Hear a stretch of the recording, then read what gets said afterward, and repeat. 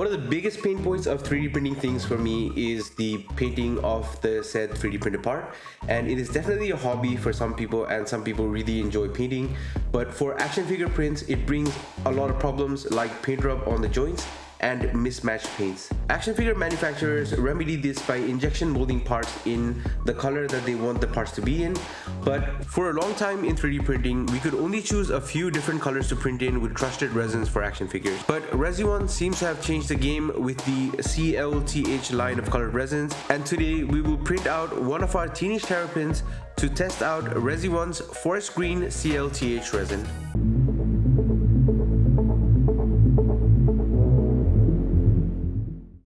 So once I got this new resin, my first print was a majority of failed parts. So we will analyze why my parts failed and my learnings from the print. So I think first of all, the supports were a big issue because I'm very used to printing with lighter supports that leave less scarring on the print while ripping the supports out.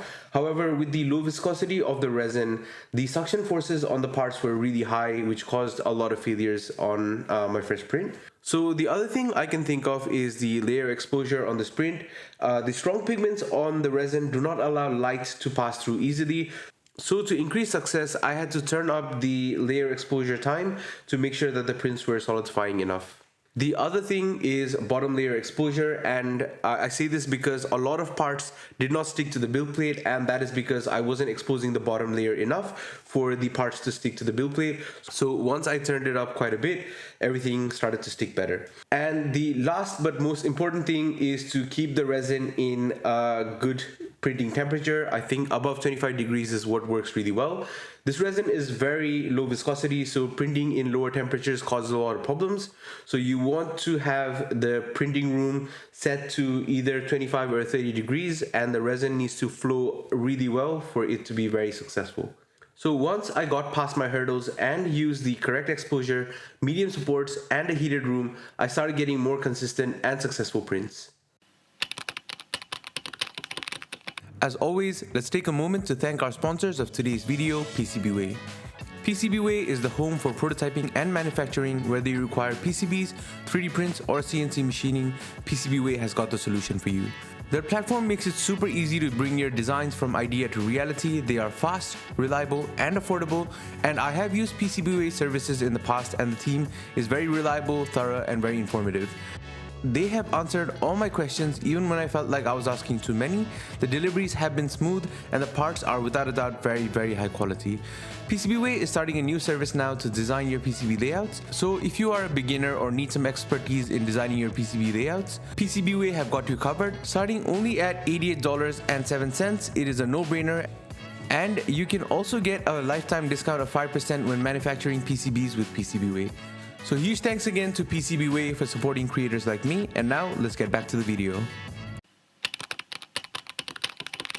So here are some of the Teenage Terrapin heads I printed, and I think that the first thing that stands out to me is how deep and rich the green is. I think it's an excellent green and especially works really well for green characters like the Teenage Terrapins.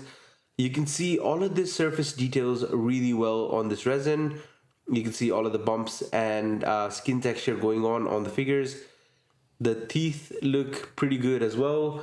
I think with the other heads I have as well, they came out excellent. The teeth on the smiling head looks pretty cool as well. You can also see the expressions on these figures. The color is vibrant and everything looks very incredible. No details lost, so I'm really happy with that. So as always, we will test out our knee joint first. So this is what the thigh looks like. All the veins came through really well. Let's test some of the scratchiness.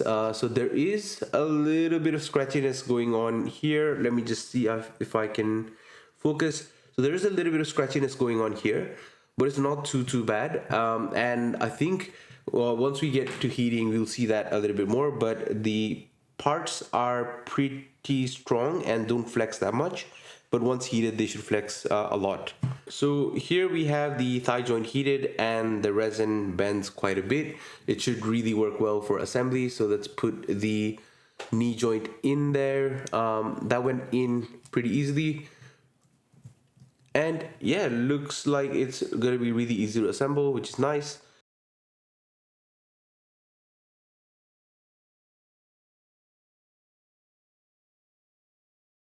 So here we have the cuff part on there as well, and everything looks pretty secure and sturdy. It articulates pretty well, and yeah, it does what it needs to do. That's really good. There's not much scratching or grinding going on at the back here. Even where we scratched before, there was no powdering or dusting, so that's really good.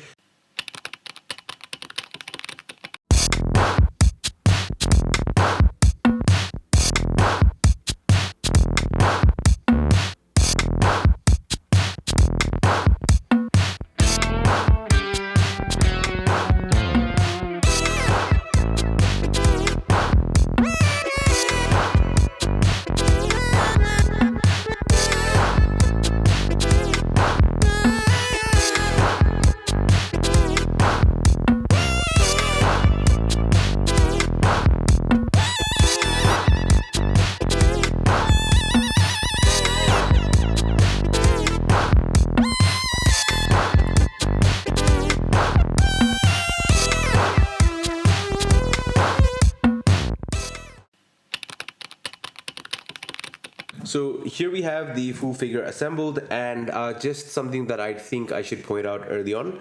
I did have to add, so all of the joints were a little bit underexposed because this was my first time printing with this resin. So I did underexpose these joints slightly. So I had to put in a little bit of the joint fix, Kiki joint fix in there so that the joints worked a little bit better. But in doing that, I did make the joints too stiff. So I might have a hard time articulating these parts. But everything else has worked really well. So let's go through the articulation quickly. So the head is on a dumbbell joint here, and it can do everything you would want it to do. It can look down, up, left, right, and also tilt, which works really well. The shoulders are a little bit jammed up, but I'll still articulate everything else here. So the butterfly joint can go in and out pretty well. The arms can come across a little bit and can go back. They can turn all the way around as well. The shoulder joint is a little bit stuck because of the Kiki joint fix I used, and I used some Kiki joint fix on the biceps as well, so they are a little bit stuck. I'll still try to get it to work. Hopefully I don't break anything, but yeah, they do look pretty stuck, so I'll not force it any further. With the elbow joints, they go up pretty well, and they can do the full bend here, which is good. The wrists can go in and out pretty nicely. With the legs, they drop down here and they can kick up about that much, which is very decent in range. He can also kick out about that much, which is like almost a full split, which is amazing.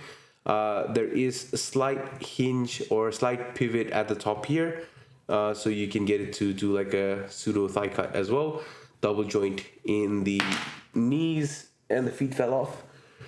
Double joint in the knees, which articulate really well, and that's a lot of good articulation here for posability. With the ankles, they can go all the way around and they can pivot as well. And there is toe articulation. So the ankles are a little bit loose, which is because of the low exposure that I had for this figure. The toe articulation is also a little bit lacking, and I don't want to ruin the paints, so I'll not articulate it any further, but there is articulation here, and the ankle can pivot as well, so it's pretty good. There is some articulation at the abdomen, but because of how the turtles are basically shaped, it's hard to get too much out of it, but you can get a little bit of pivot and a little bit of front and back.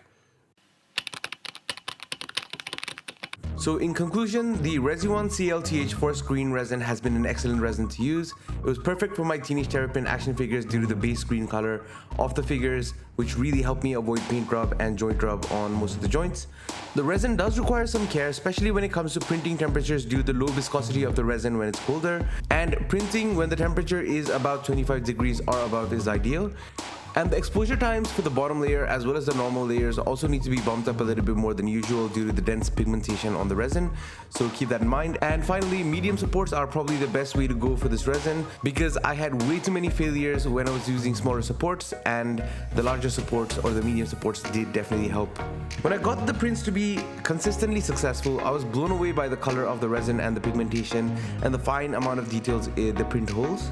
The parts are tough and durable as expected and does not cause any powdering, which is a big plus for action figures. Parts also soften when heated, which makes it a really easy resin for assembly. And other than my own print setting failures, the resin works as intended for articulating parts, which is amazing. Resione came out with 10 different colors in this line of resin, which looks to be a great selection for us to experiment with mixing and getting different unique colors. I will be experimenting with mixing colors in the future, but in the meantime, Resione offers the race red, neon orange, bright yellow, neon yellow green, pastel blue, pink, mystic purple, lemon yellow, forest green, and pure blue colors. And I have plans for some of these resins, like the race red for possibly a Flash action figure, bright yellow for reverse Flash, forest green for a Martian Manhunter, and blue for Superman, which I think will work out really well and eliminate most of the paint rub. We can also use bright yellow to print out like a Batman utility belt or symbol, because they are a pain to otherwise paint. And with so much creative possibilities, I am really excited for the vibrant colors of this resin and the wear resistance, which works so well for action figures. Stay tuned for more videos on these super high saturation resins, and I hope you enjoyed this video and it was informative in some way. Thank you so much to Resione for sending me the CL-TH forest green resin. Thank you to all my Patreons who have supported me and made all of this possible. Thank you to the viewers watching this video and keeping me motivated and creative. Your views, likes, comments, shares, and subscription really help the channel. YouTube also has a new hype functionality, so please hype this video if this is the kind of content you enjoy. Thank you again for watching, and I'll see you in the next video.